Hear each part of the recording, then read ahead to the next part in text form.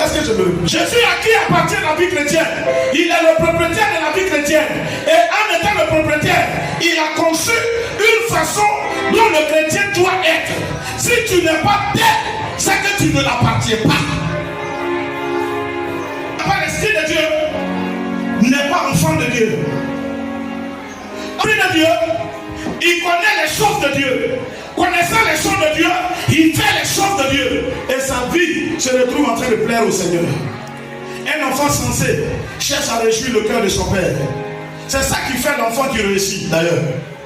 L'enfant qui est sensé, il vit dans l'esprit de réjouir son père. Après, quand il va à l'école, qu'il a une bonne note, il court, pour aller où? À la maison. Papa, j'ai eu faim. Suivant. Papa, j'ai une 18. Comme si c'est pour le père qui va à l'école.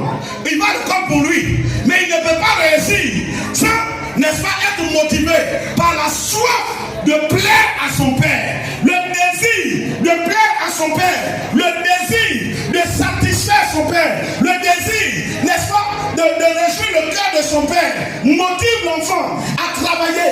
Et à la grande surprise de l'enfant devient meilleur. C'est vrai que le juif va raconter son histoire. Il va te dire, j'étais premier en classe.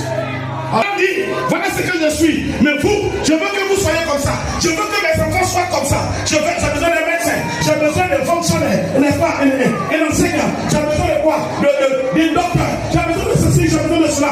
Et chaque enfant, il met dans cette vision du père. Chacun tente de travailler. Et au fil de chacun travaille. On découvre que tel est fort, n'est-ce pas, en mathématiques. Donc certainement, il va faire.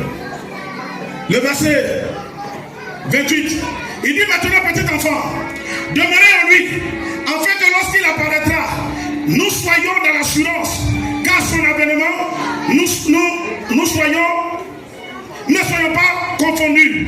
Les gens nous disent, tel acte, ça ne fait rien. Ça ne fait rien pour le monde, mais pour Jésus, ça fait quelque chose. Oh, attends, tu ne vas rien saisir. Alléluia. Alléluia. Écoute-moi, bien-aimé, l'église appartient à Jésus. Et la Bible dit, Jésus a une façon de voir son église. Jésus a sa vision par rapport à son église. Il dit, il est venu chercher une église dans laquelle il n'y a pas de rides, il n'y a pas de tâches. Or nous, le monde veut que nous soyons des chrétiens, n'est-ce pas? Qu'il faut tout. Non, c'est pas possible. Le chrétien qui peut boire un peu. Le chrétien qui peut faire un peu par là. Le chrétien qui peut tricher un peu. Le chrétien, ça fait rien. Et puis on dit, tu n'es pas le seul. On voit plusieurs faire ça. Il y a même des pasteurs qui font ça. Il y a même des responsables qui font ça. Tu n'es pas le seul. Ça, c'est l'église du monde. Mais l'église de Jésus-Christ a un repère. Notre repère, c'est le père de l'église. Qui est le père de l'église? C'est Jésus-Christ de Nazareth. Alors, si nous disons que nous sommes de lui, il faut que, n'est-ce pas, nous soyons tels que lui, il veut que nous soyons. Le couple plaidé. En parler. Et je reviens encore sur vous. N'allez pas vivre votre foyer au modèle du monde. Parce que ce n'est pas un foyer conçu par le monde, à Christ. Donnez à César ce qui est à César. Si c'est Jésus qui vous a marié, si c'est Jésus qui vous a permis d'être marié, alors allez-y vivre votre foyer au modèle de Christ. Qu'on ne retrouve pas dans votre foyer ce qu'on retrouve dans le foyer du monde. N'oubliez pas. Eux-mêmes là, ils nous envient. Ne la copiez pas. Quand on n'a pas confiance, le monsieur ne fait pas confiance à la femme ne fait pas confiance au monsieur. Quand chacun sort, on ne sait pas ce qu'il fait dehors. Ne la copiez pas. Ne la copiez pas. Soyons les chrétiens de Christ. Pour Christ. Que Dieu te bénisse. Que sa grâce soit sur toi. Que sa main soit sur toi.